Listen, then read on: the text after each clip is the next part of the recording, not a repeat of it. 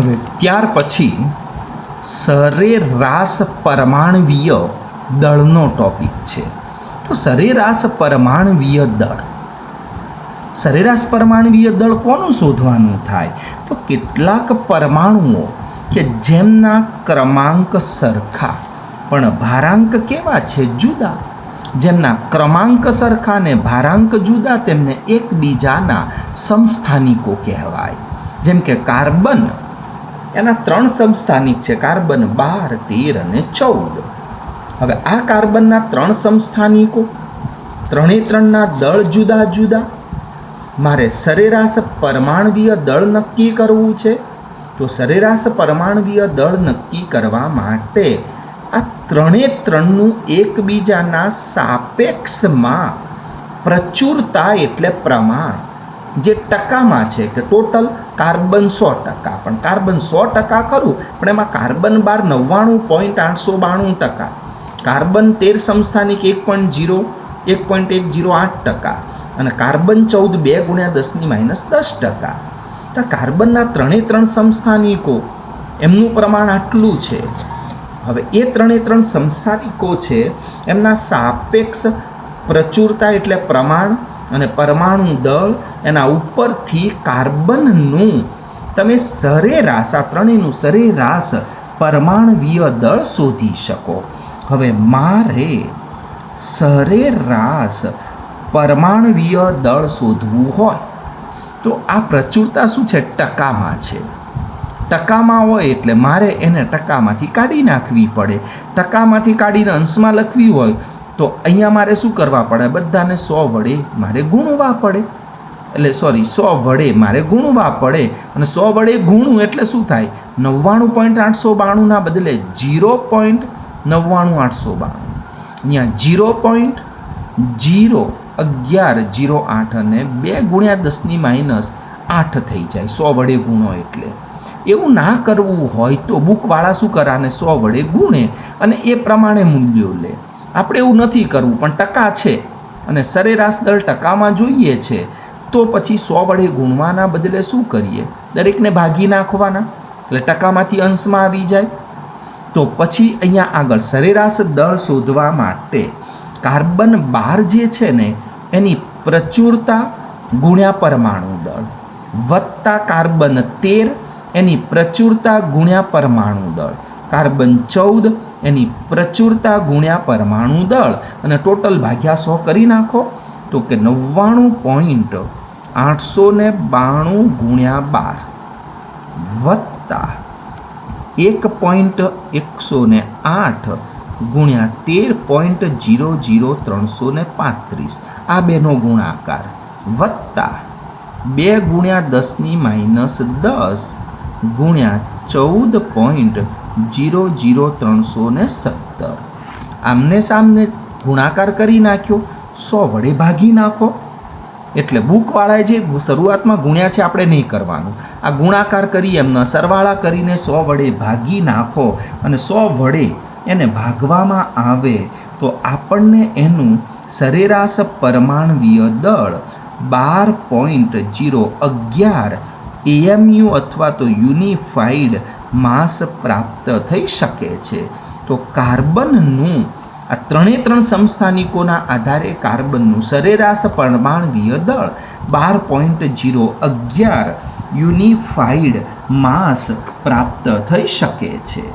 તો આવી રીતે કોઈ પણ દાખલો પણ આવે તો આવી રીતે તમારે શું શોધવાનું? સરેરાશ પરમાણવીય દળ કે પ્રચુરતા ગુણ્યા દળ, બેના ગુણાકાર કરો ને પછી એ 3નો સરવાળો કરીને મારી જેમ 100 વડે ભાગી નાખવાનું.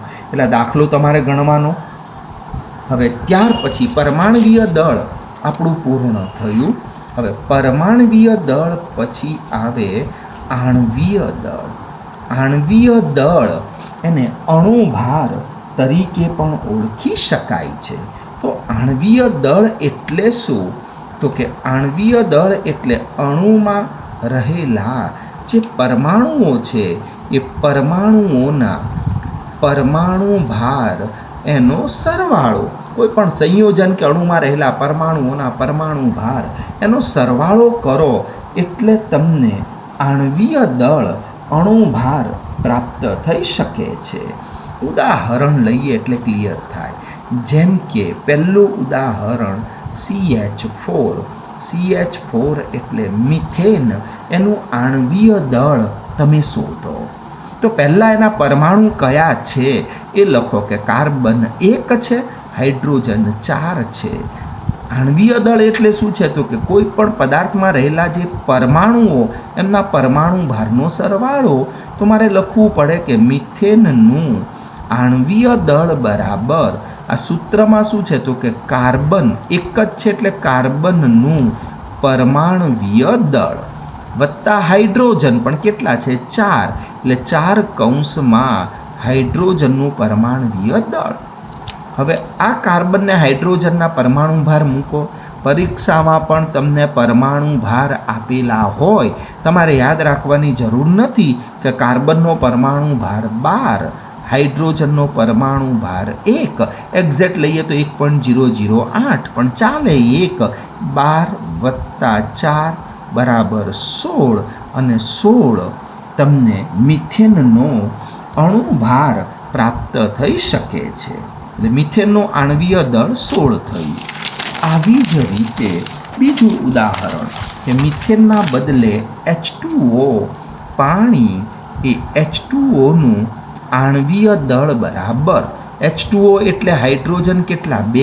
2 કૌંસમાં હાઇડ્રોજનનું પરમાણવીય દળ, ઓક્સિજન કેટલો? 1, એટલે વત્તા 1 ગુણ્યા ઓક્સિજનનું પરમાણવીય દળ, 2 કૌંસમાં હાઇડ્રોજનનું પરમાણવીય દળ 1 અથવા 1.008.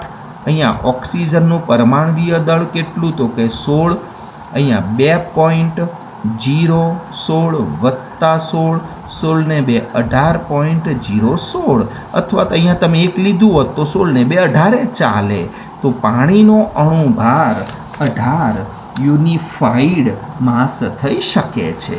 આવી રીતે કોઈ પણ સૂત્ર આપેલું હોય, તમને અણુભાર શોધતા આવડવા જ જોઈએ, અને ભરપૂર જરૂર પડે.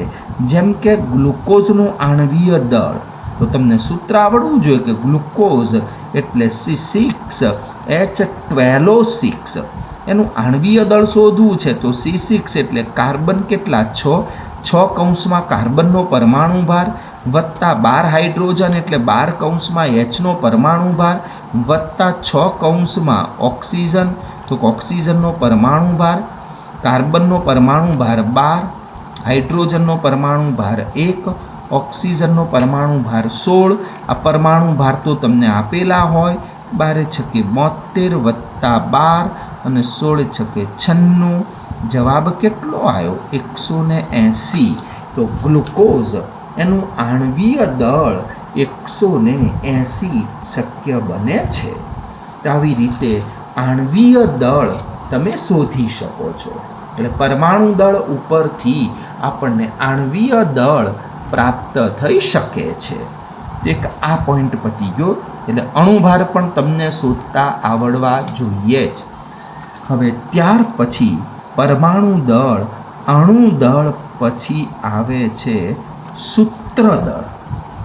હવે સૂત્ર દળ એને સૂત્ર ભાર તરીકે પણ ઓળખી શકાય. તો સૂત્ર દળ આપણે શોધવું હોય તો સૂત્ર દળ એટલે પણ કોઈ પણ ક્ષારના સૂત્રમાં રહેલા પરમાણુઓ, એના પરમાણુ ભાર એનો જ સરવાળો, અણુભારની જેમ અહીંયા પણ પરમાણુ ભારનો જ સરવાળો થાય.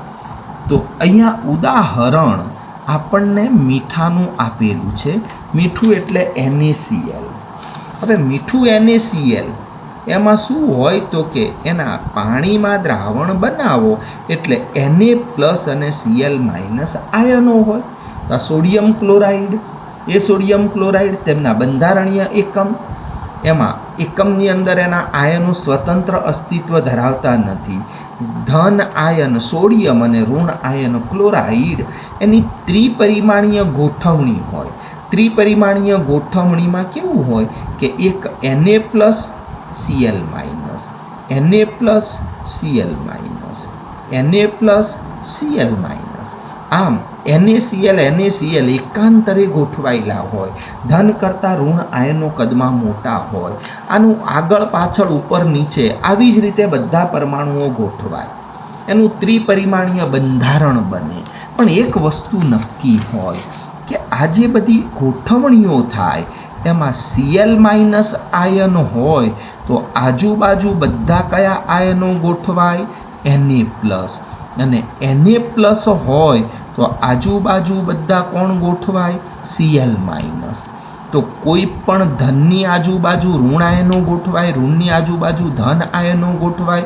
એટલે પોતાનાથી વિરુદ્ધ વીજભાર ધરાવતા આયનો આસપાસ ગોઠવાયેલા છે. તો અહીંયા વસ્તુ આ ફિક્સ છે કે NaCl છે એમાં એક Na પ્લસની આજુબાજુ 6 Cl માઇનસ, અને Cl માઇનસ હોય તો એની આજુબાજુ 6 Na પ્લસ આયનો ગોઠવાય. તો એકની આજુબાજુ વિરુદ્ધ વીજભારવાળા 6 આયનો ગોઠવાય, જેને બાર સાયન્સમાં સંવર્ગાંક કહેવાય. અને NaCl એનો સંવર્ગાંક 6 થઈ શકે. હવે NaCl સોડિયમ ક્લોરાઇડ, એનું મારે સૂત્ર દળ શોધવું છે. સૂત્ર દળ પણ આ જ રીતે અત્યારે તો પછી અલગ આવશે. તો કે આમાં Na નો પરમાણુ ભાર, તો Na નો પરમાણુ ભાર વત્તા Cl એનો પરમાણુ ભાર, Na નો પરમાણુ ભાર 23, Cl નો 35.5 જે તમને આપેલા હોય.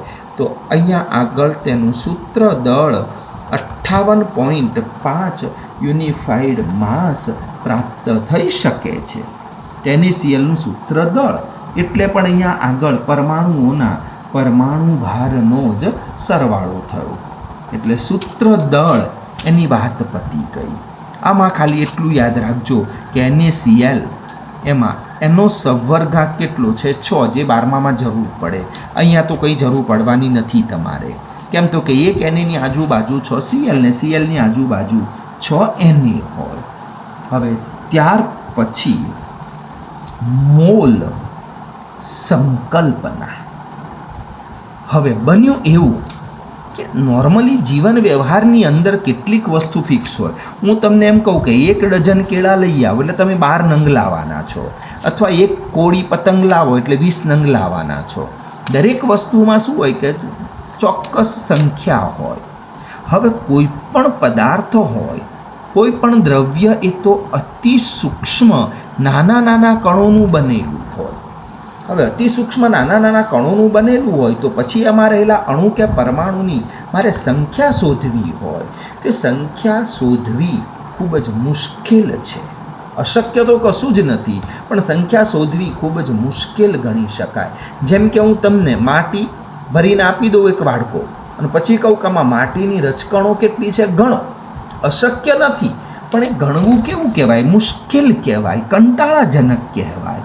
તો આવી પણ અહીંયા મુશ્કેલી થઈ કે કોઈ પણ દ્રવ્ય હોય એ નાના નાના સૂક્ષ્મ કણોનું બનેલું હોય, પણ એ સૂક્ષ્મ કણો એની સંખ્યા મારે શોધવી હોય તો એ સંખ્યા શોધવી થોડી મુશ્કેલી હોય છે.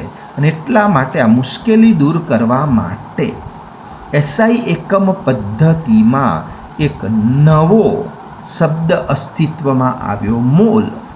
અને પાયાની 7 રાશિમાં એક આ મોલ એને SI એકમ પદ્ધતિની પાયાની રાશિ તરીકે દાખલ કર્યો. હવે મોલ એટલે શું? તો અહીંયા પણ કાર્બન C12 સમસ્થાનિક એને જ પ્રમાણિત ગણ્યો. એને પ્રમાણિત ગણ્યો એટલે કે 1 મોલ એટલે પદાર્થનો એટલો જથ્થો કે જેમાં C12 સમસ્થાનિકમાં રહેલા પરમાણુઓની સંખ્યા જેટલો. એટલે કે કાર્બન C12 લીધો, એ કાર્બન C12માં રહેલા જે પરમાણુઓ છે એ પરમાણુઓની જે સંખ્યા થઈ એ સંખ્યાને એક મોલ તરીકે સ્વીકારવામાં આવ્યો. તો શરૂઆતમાં આ C12 સમસ્થાનિક લીધો, બધામાં પરમાણુઓ તો શોધવા બેસાય નહીં, પણ આ કાર્બન C12ના પરમાણુઓ શોધ્યા, અને એ C12 એમાં રહેલા જે પરમાણુઓની સંખ્યા મળી એ પરમાણુની સંખ્યા C12 એટલે કે 12 ગ્રામ કાર્બન. 12 ગ્રામ કાર્બન લીધો, એ 12 ગ્રામ કાર્બનમાં પરમાણુની સંખ્યા શોધીને જે સંખ્યા મળી એને એક મોલ તરીકે સ્વીકારવામાં આવ્યું. અને એ મોલ તરીકે સ્વીકારવામાં આવ્યું તો આના ઉપરથી આ મોલ અસ્તિત્વમાં આવેલો છે. હવે ત્યાર પછી જેમ હાઇડ્રોજનનું દ્રવ્યમાન સ્પેક્ટ્રોમીટર અથવા સ્પેક્ટ્રોમેટ્રી પદ્ધતિ વડે દળ શોધ્યું, એવી રીતે C12 સમસ્થાનિક એનું પણ દળ શોધવામાં આવ્યું તો 1.992648 ગુણ્યા 10⁻23 ગ્રામ પ્રાપ્ત થયું. કોનું? તો કે C12 સમસ્થાનિક એનું સ્પેક્ટ્રોમીટર નામના સાધન વડે શોધવામાં આવેલું જે દળ હતું 1.992648 એટલે કે આમ તો 2 જેવું થયું ગુણ્યા 10⁻23 ગ્રામ જેટલું આ મૂલ્ય પ્રાપ્ત થયું. અને જેના આધારે કાર્બન C12 જેનો પરમાણુ ભાર 12 અને એ 12 ભાગ્યા સ્પેક્ટ્રોમીટર વડે માપેલું દળ 1.992648 10⁻23 આ એપ્રોક્સિમેટલી શું કહેવાય? 2 જ કહેવાય. 12 ભાગ્યા 2, 12 ભાગ્યા 2 એટલે 6. તો અહીંયા એક્ઝેક્ટ વેલ્યુ મળે છે 6.022. તો 6.022 1367 10⁻23 નીચે છે, ઉપર આવે એટલે +23 થઈ શકે. તો આવી રીતે 6.022 1367 10⁻23 આટલા પરમાણુઓ પ્રાપ્ત થઈ શકે છે. તો આજે એક મોલમાં રહેલા પરમાણુની સંખ્યા થઈ. અને એક મોલમાં રહેલ પરમાણુની સંખ્યા, જે સંખ્યાને એવોગેડ્રો આંક કેપિટલ N તરીકે ઓળખી શકાય છે અને એવોગેડ્રો નંબર તરીકે ઓળખી શકાય. તો આટલું એક મેઇન યાદ રાખજો કે કોઈ પણ પદાર્થ હોય એના એક મોલમાં રહેલ અણુ પૂછે, પરમાણુ પૂછે કે આયન પૂછે, તો કોઈ પણ પદાર્થના એક મોલ જથ્થામાં રહેલ અણુ, પરમાણુ કે આયનની સંખ્યા 6.022 1367 ના લખો તો ચાલે 10⁻23 એટલે 6.022 1367 અથવા 6.023 10⁻23. તો આ જે સંખ્યા મળી તેને એવોગેડ્રો નંબર તરીકે ઓળખી શકાય. કોઈ પૂછે કે એક મોલ પાણી છે, એક મોલ પાણીમાં રહેલા અણુ કે પરમાણુની સંખ્યા કેટલી? તો કે ફિક્સ જ છે, એક મોલ એટલે 6.022 ગુણ્યા 10⁻23.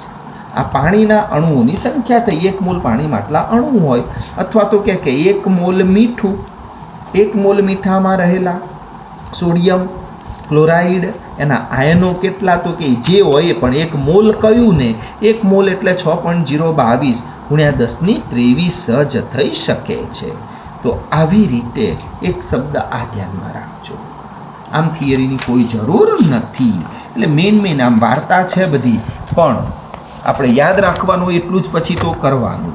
તો અહીંયા આગળ આ જે ટોપિક છે એમાંથી ખાલી આટલું જ કે 6.022 ગુણ્યા 10⁻23 કોઈ પણ એક મોલ હોય, એક મોલમાં રહેલ અણુ પૂછે, પરમાણુ પૂછે કે આયન. એક મોલમાં રહેલ અણુ, પરમાણુ કે આયનની સંખ્યા એવોગેડ્રો આંક 6.022 ગુણ્યા 10⁻23 જેટલી જ થઈ શકે, જેને એવોગેડ્રો અચળાંક તરીકે પણ ઓળખી શકાય. શોધ્યું કોના ઉપરથી? તો કે C12 સમસ્થાનિક એના ઉપરથી એવોગેડ્રો નંબર શોધાયો. અને આવી રીતે કોઈ પણ પદાર્થમાં રહેલા અણુ, પરમાણુ, કાયનોની શોધ કરવા માટે મોલ સંકલ્પના અસ્તિત્વમાં આવેલી છે. તો આવી રીતે આ પોઈન્ટ પતી ગયો. એટલે આ બધું સમજવાનું થયું. તમારે મેઇન આજના લેક્ચરમાં મેં એક તો કહ્યું ડાલ્ટનનો પરમાણવીય સિદ્ધાંત, એની 4 અભિધારણાઓ કરી નાખવાની. 4 અભિધારણા પછી આ 2 મૂલ્યો યાદ રાખવાના. હાઇડ્રોજન ઓક્સિજનનો પરમાણુ ભાર યાદ રાખવાનો. ત્યાર પછી આજે એક્ઝામ્પલ ગણ્યો આપણે કે સરેરાશ પરમાણવીય દળ કઈ રીતે નક્કી થાય. એ સરેરાશ પરમાણવીય દળ શોધવાનો દાખલો. પણ મેં શીખવાડ્યું એમ કે આ લોકો અહીંયા આગળ 100 વડે ભાગીને પછી આ વેલ્યુ લખે છે. આપણે સામે સામે ગુણાકાર કરી એમના સરવાળા કરી 100 વડે ભાગી નાખવાના, એટલે સરેરાશ પરમાણવીય દળ મળી જશે. આવી જ રીતે તમને આણવીય દળ એ પણ પરમાણુ ભાર ઉપરથી શોધતા ફાવે. સૂત્ર દળ એમાં પણ એ જ છે, પરમાણુ દળનો સરવાળો જ કરવાનો છે. અને મોલ સંકલ્પના એમાં પણ એવોગેડ્રો અચળાંક જે છે એની ખાલી કિંમત યાદ રાખવાની છે. આ બાકીનું બધું જ સમજવા પૂરતું હોય છે, પરીક્ષાલક્ષી આવતું નથી, પણ એની આપણે જરૂર પડે ક્યાંક તો ખબર પડે ને અણુભાર શોધતા આવડવા જોઈએ.